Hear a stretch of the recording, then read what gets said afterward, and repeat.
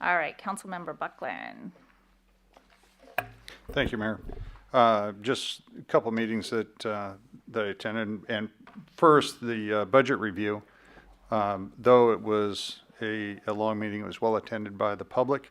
The input that went in during that meeting was certainly helpful to hear that, and I appreciate again the members of the public that show up and continue to be involved in their city.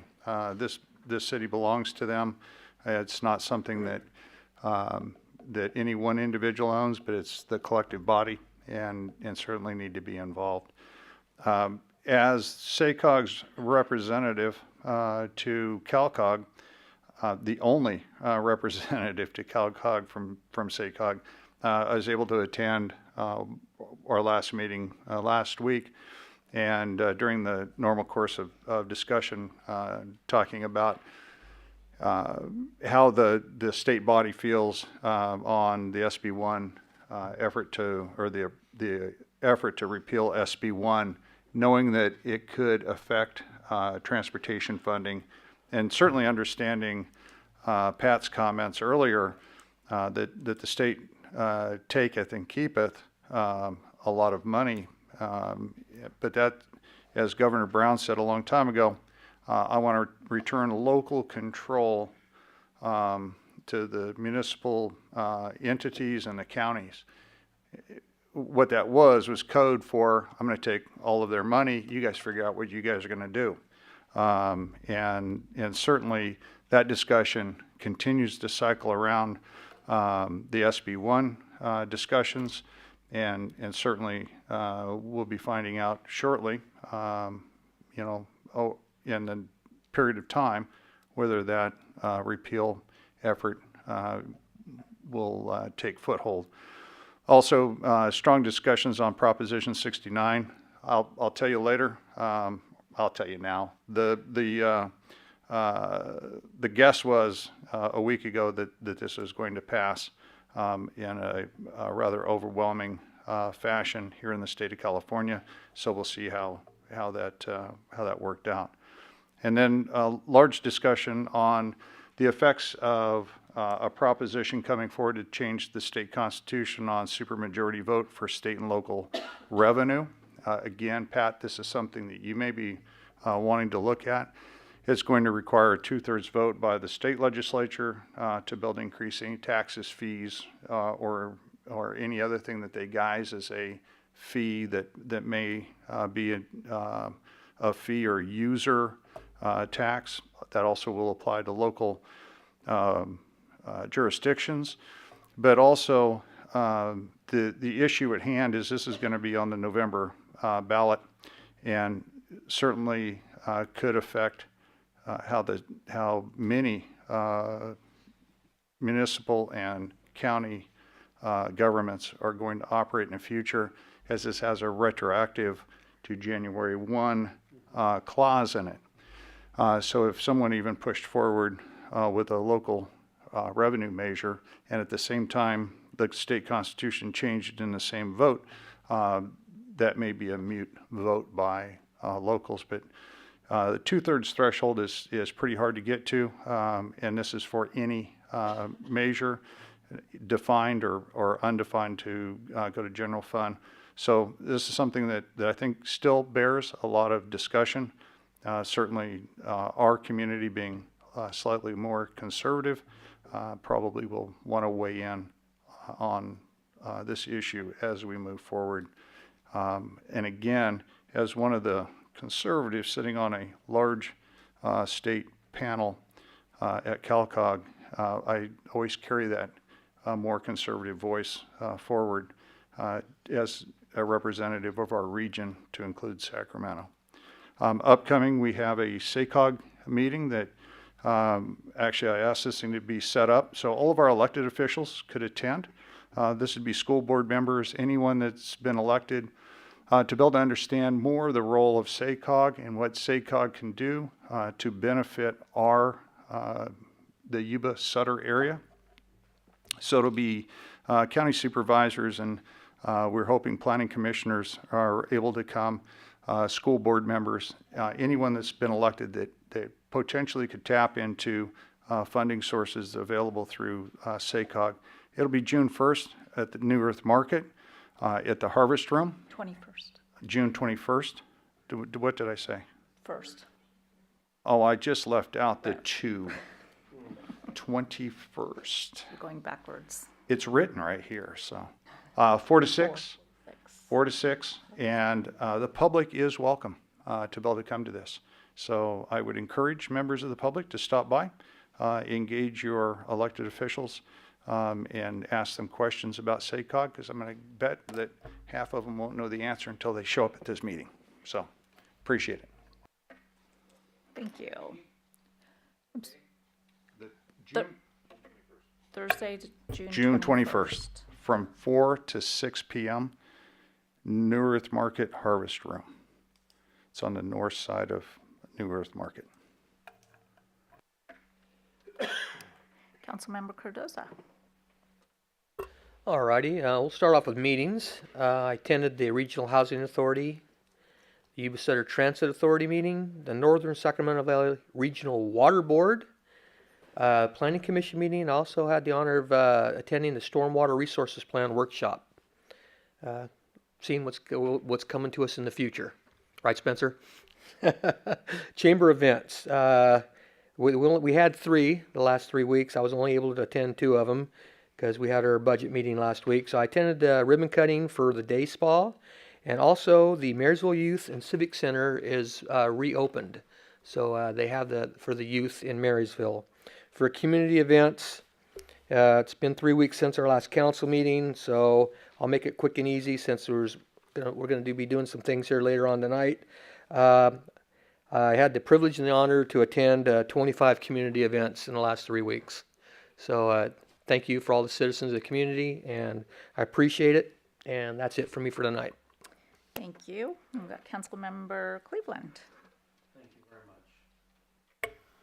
Let's see, May 24th, Back County Homeless Services Program, which is the regional team. I sat in under that.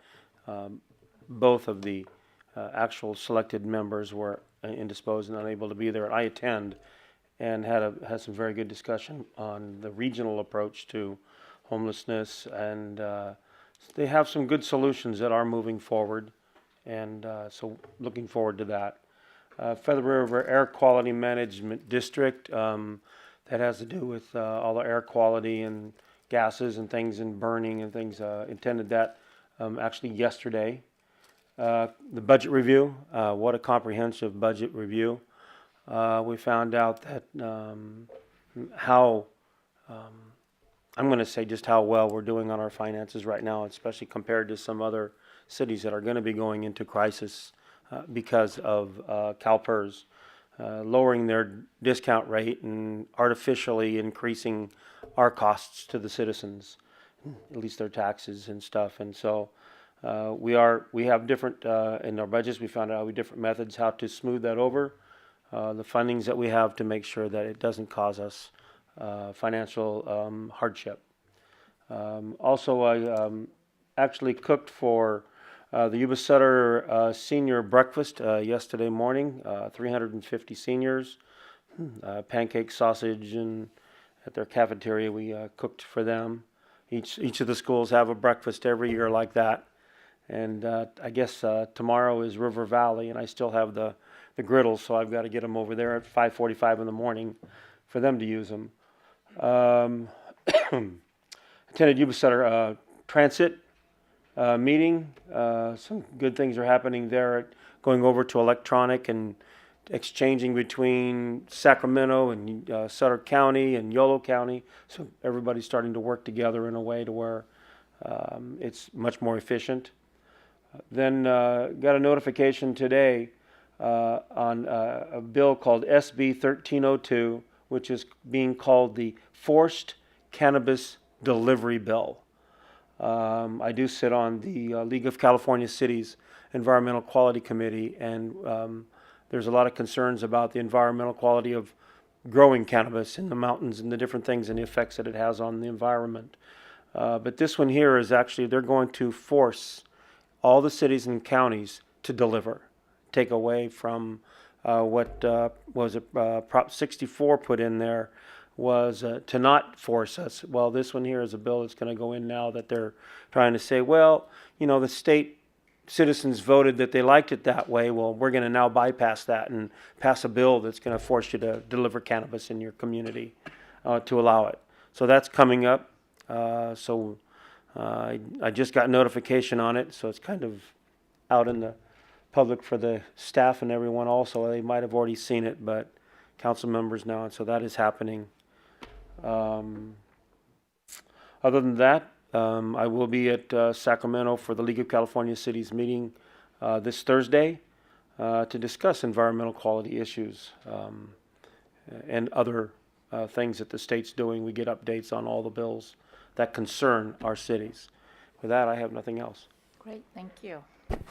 We have Vice Mayor Harris. Busy 2 weeks for all of us, it sounds like.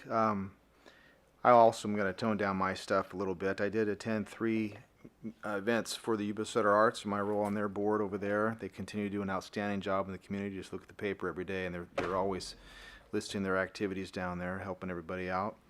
One of the highlights, actually 2 main highlights, a Peace Officer Memorial at Yuba City PD out in front there. Very touching, very poignant event. Once a year isn't often enough to be so formal about it personally. However, to have been there and to deliberately take some time to pause and remember the sacrifices those officers made for all of us was very meaningful, and I was happy to be there. On those same lines, Grateful Nation Remembers program at the church out here on Colusa Highway. If anybody has not ever attended that, I highly recommend that. I guarantee if you don't shed at least one tear, you're not human, because they do an outstanding job out there, and it's a wonderful program. On a lighter note, but quite fun, I attended the Punjabi Heritage Festival at the fairgrounds. Good food, good music, good people. It was a fun time. Continue to do my work and my role out there at Beale Air Force Base. Talking and continuing relationships with the folks out there, their commander and